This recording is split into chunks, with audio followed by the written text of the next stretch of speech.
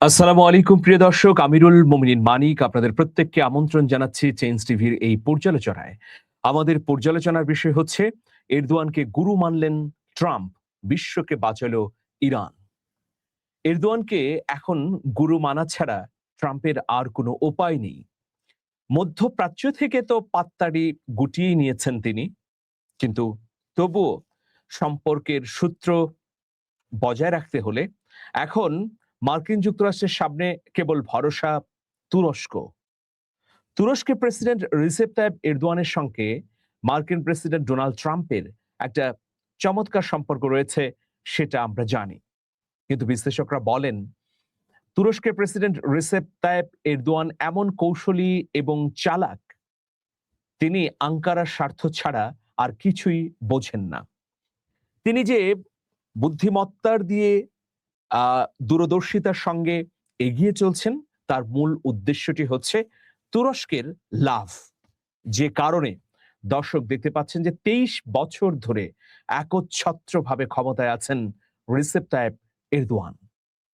দেশে খুব একটা গণবিক্ষোভ, গণ অভ্যুত্থান বা তার বিরুদ্ধে প্রতিবাদ হয়নি, কিন্তু তিনি শাসন ব্যবস্থাকে একনায়ক কর্তৃত্ববাদিতার মধ্যে নিয়ে গেছেন বলে কেউ কেউ অভিযোগ করলেও এখনো জনসমর্থন আছে বলেই তিনি জিততে পারছেন, ভোটগুলো গ্রহণযোগ্য হচ্ছে এবং রাজনৈতিক দল যারা আছে বিরোধী পক্ষে তারাও তাকে নানাভাবে সহযোগিতা করছেন, যার ফলশ্রুতিতে গোটা মধ্যপ্রাচ্যে কেবল নয় বরং সারা বিশ্বে বিশ্ব নেতা হবার পথে রিসেপ তাইপ এরদোয়ান।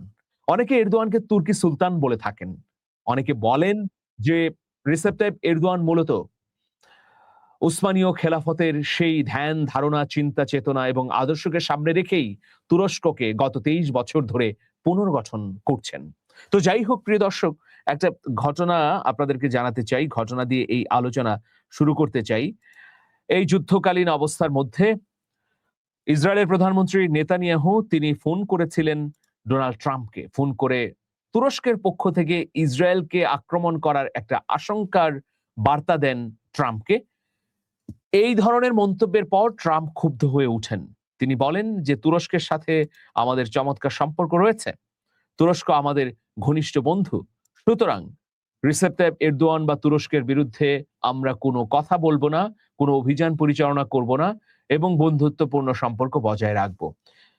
নেতানিয়াহুর মুখের উপর এই ধরনের মন্তব্য করায় ট্রাম্পের প্রতি ভেতরে ভেতরে নাখুশি হয়েছেন এই নেতানিয়াহু, কিন্তু করার তো কিছু নেই। ট্রাম্প যা বলেছেন তা একেবারে দিবালোকের মতো স্পষ্ট। আজকে যদি একটি খবর আপনাদেরকে দেই তাহলে বিষয়টি আরো স্পষ্ট হবে। সেই খবরটি হচ্ছে যে ডোনাল্ড ট্রাম্প রিসেপ তাইপ এরদোয়ানকে সন্তুষ্ট করবার জন্য নানা ধরনের তৎপরতা করছেন। কেন? আগামী 7 এবং 8 জুলাই আঙ্কারাতে ন্যাটোর শীর্ষ সম্মেলন রয়েছে। সেই সম্মেলনকে ঘিরে ডোনাল্ড ট্রাম্প এখন রিসেপ তাইপ এরদোয়ানকে খুশি করার প্রকল্প হাতে নিয়েছেন। কি সেই প্রকল্প? চলুন আমরা একটু জেনে নেই। রাশিয়ার তৈরি আকাশ প্রতিরক্ষা ব্যবস্থা কেনার কারণে মার্কিন আইন প্রণেতাদের প্রবল আপত্তি থাকা সত্ত্বেও তুরস্কের কাছে $700 বিলিয়ন বেশি মূল্যের জেট ইঞ্জিন বিক্রির সিদ্ধান্ত নিয়েছেন ডোনাল্ড ট্রাম্প। মার্কিন প্রশাসন ইতোমধ্যে আনুষ্ঠানিকভাবে এই পরিকল্পনার কথা কংগ্রেসকে অবহিত করেছে। জেনারেল ইলেকট্রিক বা জিই এর তৈরি এই ইঞ্জিনগুলো তুরস্কের নিজস্ব প্রযুক্তিতে তৈরি প্রথম যুদ্ধ বিমান কানে ব্যবহার করা হবে।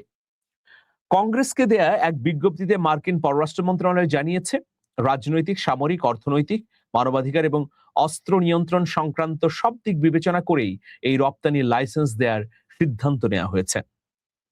আমরা দেখতে পাচ্ছি যে 7 এবং 8 জুলাই আঙ্কারায় অনুষ্ঠিত হতে যাওয়া ন্যাটো সম্মেলনের আগে এই পদক্ষেপকে তুরস্কের প্রেসিডেন্ট রিসেপ তাইপ এরদোয়ানের প্রতি ট্রাম্পের একটি বিশেষ সদিচ্ছার বার্তা হিসেবে দেখা হচ্ছে। প্রেসিডেন্ট ট্রাম্প এরদোয়ানকে তার অন্যতম গুরুত্বপূর্ণ মিত্র বলে মনে করেন। এই চুক্তি প্রসঙ্গে ট্রাম্প বলেন তিনি এমন কিছু করতে যাচ্ছেন যা তুর্কিদের অনেক খুশি করবে। অবশ্য মার্কিন আইন প্রণেতাদের সবাই এই সিদ্ধান্তকে সহজভাবে নিচ্ছে না।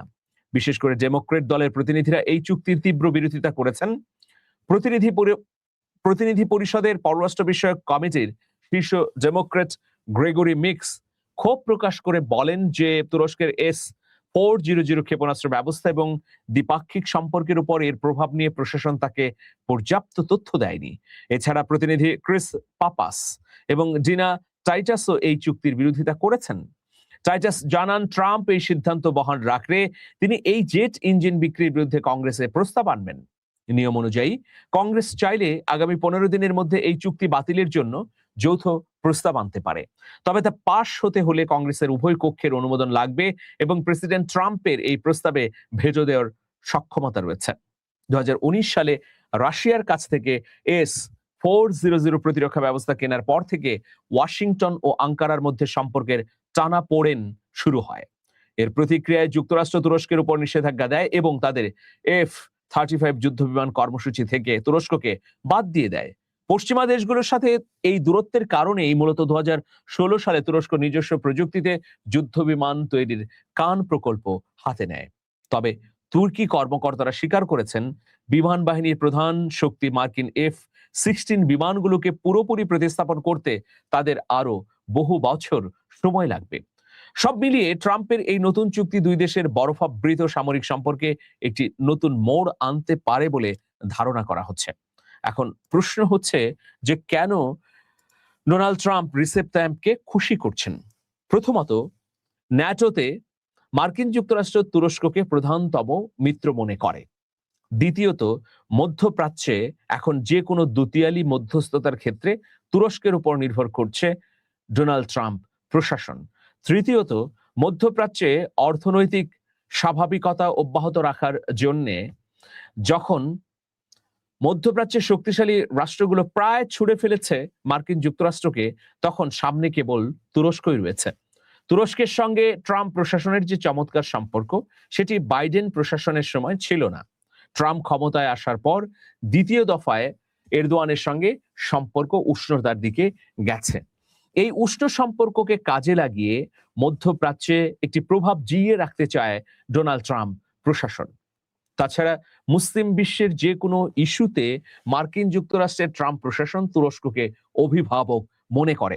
ফলে অনেকগুলো কারণে এখন ট্রাম্প খুশি করতে চাচ্ছেন এরদোয়ানকে। ইতোমধ্যে নেতানিয়াহুর হাত তো ছেড়েই দিয়েছেন ট্রাম্প। অন্যদিকে মধ্যপ্রাচ্যের সৌদি আরব, কাতার, কুয়েত, জর্ডান, সংযুক্ত আরব আমিরাত, এই রাষ্ট্রগুলো তো আস্থাহীনতায় ভুগছে। তারা মার্কিন যুক্তরাষ্ট্রের প্রতি আর নির্ভরশীল থাকতে চাইছে না। ফলে মার্কিন যুক্তরাষ্ট্র এই বিষয়গুলো ঠাহর করে এখন তুরস্কের দিকে ঝুঁকছে। আর সে কারণেই 7 এবং 8 জুলাই অনুষ্ঠিত হতে যাচ্ছে এই যে ন্যাটো সম্মেলন, সেই সম্মেলনের আগেই খুশিকরণ প্রকল্প হাতে নিয়েছেন ট্রাম্প।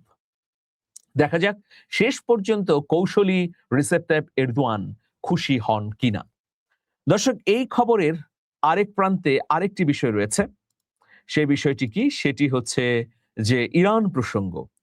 বিশ্বকে বাঁচিয়ে দিল ইরান, এই কথাই কিন্তু গবেষকরা বলছেন। তারা বলছেন যে সাম্প্রতিক সময়ে ইরানের যদি এই উত্থানটি না ঘটতো, তাহলে বিশ্ব একটা সমূহ বিপদের মধ্যে পড়তো, ভয়াবহ বিপদের মধ্যে পড়তো। তো সেই বিপদ থেকে আপাতত বিশ্বকে উদ্ধার করেছে ইরান। প্রিয় দর্শক, এইরকম কিন্তু মতামত এবং মন্তব্য আমরা আন্তর্জাতিক গণমাধ্যমগুলোতে দেখতে পাচ্ছি। দেখুন, ইরানের সাবেক সর্বোচ্চ নেতা আয়াতুল্লাহ আলী খামেনিকে নিয়ে ট্রাম্প প্রশাসন অনেক ধরনের ষড়যন্ত্র করেছে। তারা এই ন্যারেটিভ প্রচার করেছে যে আয়াতুল্লাহ আলী খামেনির কোনো জনপ্রিয়তা নেই, গ্রহণযোগ্যতা নেই। প্রক্সি মুভমেন্ট পরিচালনা করা হয়েছে তেহরান সহ বিভিন্ন অঞ্চলে। এই প্রক্সি মুভমেন্ট গুলোর পেছনে মার্কিন যুক্তরাষ্ট্র এবং ইসরায়েলের সুস্পষ্ট হাত ছিল। যেসব গাদ্দার ধরা পড়েছে, মানে স্পাই ধরা পড়েছে ইসরায়েলি এবং যুক্তরাষ্ট্রের তরফ হয়ে কাজ করা, তারা প্রত্যেকেই স্বীকার করেছে এবং বলেছে যে ইরানকে অস্থিতিশীল করবার জন্যেই আসলে মূলত এই ধরনের আন্দোলন তারা করেছেন।